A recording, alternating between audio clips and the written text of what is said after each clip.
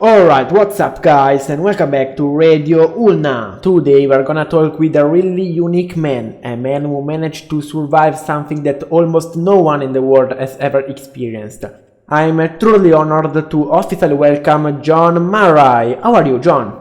I'm glad to be here with you. Me too. So, tell us something about you. What's your story?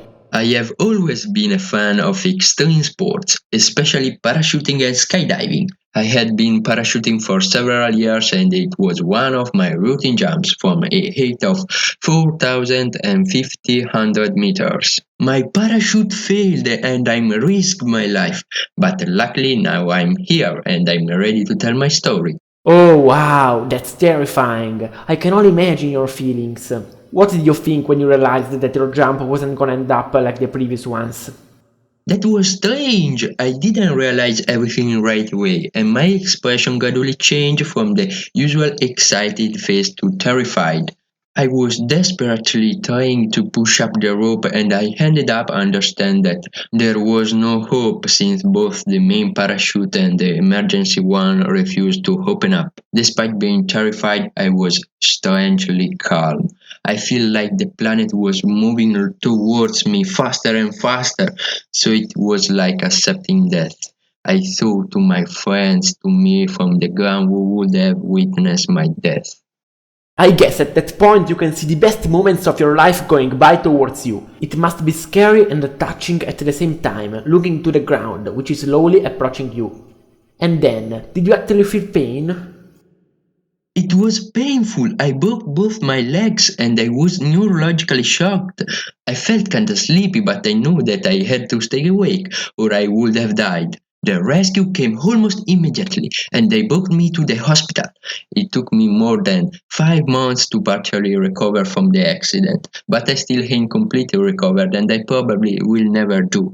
Anyway, I can say I've not been lucky, since there is a really small chance of surviving such an accident. Talking about probabilities, how common is an event like that? I thought that a failure of both parachutes was almost impossible. And it actually is, it's likely to occur 7 times out of 1 million jumps. Oh, this means that you've been incredibly unlucky, but this also makes you kind of unique. Did your life change after that day? How did people react to the event and what was your approach? I guess you should have been angry at the parachute manufacturers, or just happy because it could have finished in a completely different way.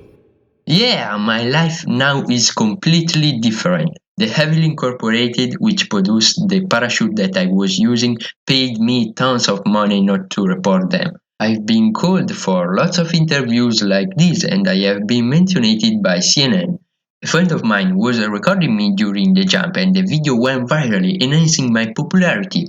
Furthermore, I definitely have an appealing story to tell my grandchildren in some decades. I gotcha, as anything else, even a dreadful event like this one has another side of the coin. Anyway, it's fair to say that you did also act really well, trying to stay awake and not panicking.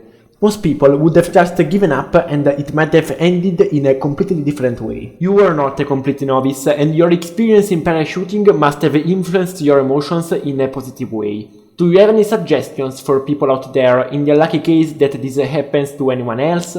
Of course I have. I admit that I was partially prepared for an event like this since I had read a guide on a parachuting book. First thing to remember, never land in water. It may not be granted, but after the impact you will not be able to swim and you are going to drown.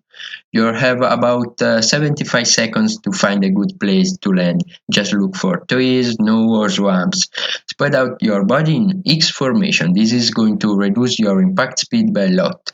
Finally, remember to cover your skull right before the impact. Hitting your head at 200 km per hour is not a good thing if you want to survive.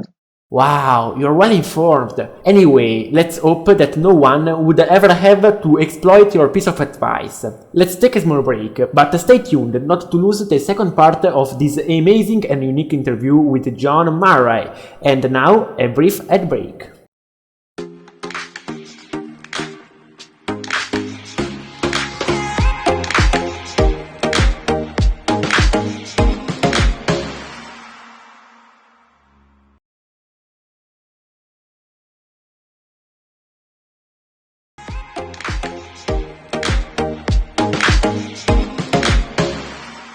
Welcome back to Radio Ulna. We are back with John Murray, who is ready to tell us about this incredible story. Before the break, we've talked about suggestions for any parachuter in danger. In fact, there's plenty of people out there practicing this fascinating but risky extreme sport.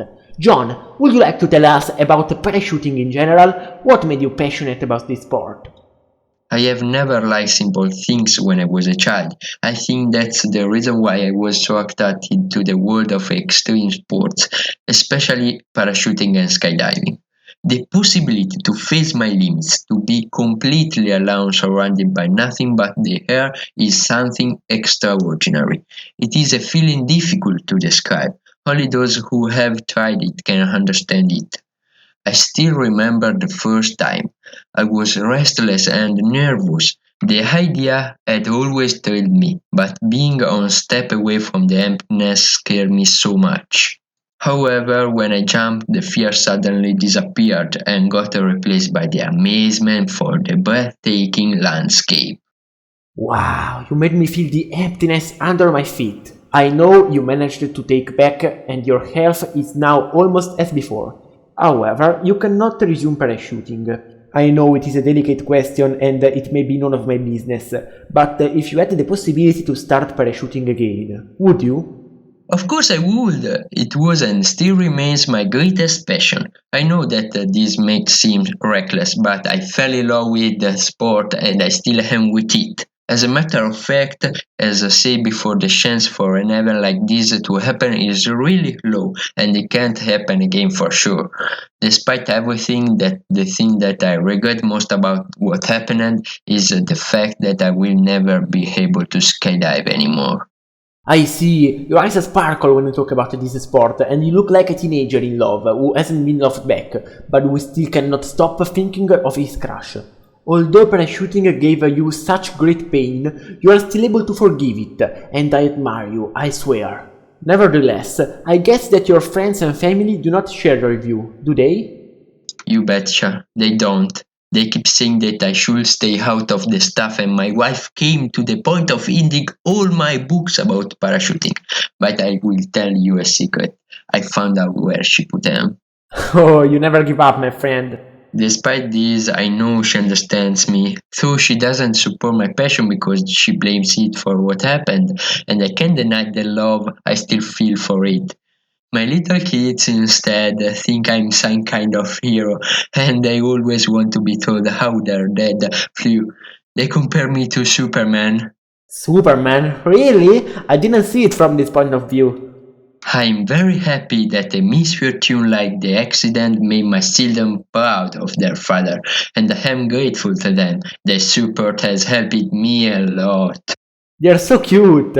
I'm really happy that despite everything your family reacted in a positive way. Your children were not born yet, but they must have been happy when you told them how unique their father is. As soon as I get home, I'm gonna tell mine that I talked to one of the luckiest men who ever lived.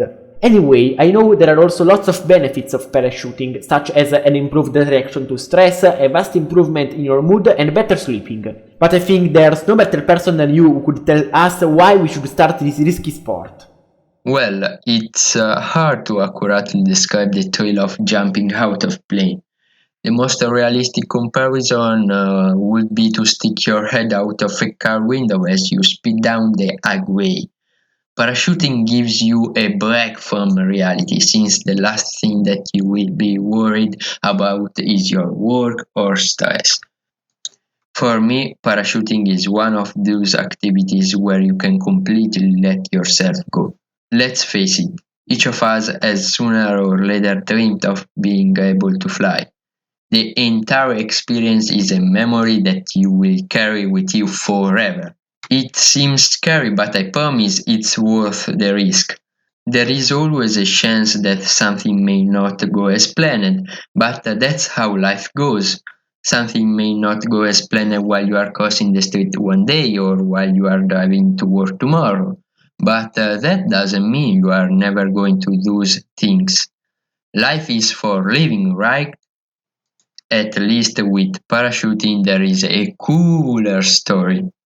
Wow, I think this could become a famous quote one day. Life is for living. I like it. Anyway, thanks for staying tuned, dear listeners. I loved speaking with you, John, and I bet that everyone out there did like it too. The pleasure is mine. Good evening, Mr. Murray. I sincerely hope to see you again soon. And stay tuned, guys. We'll be back after the newscast.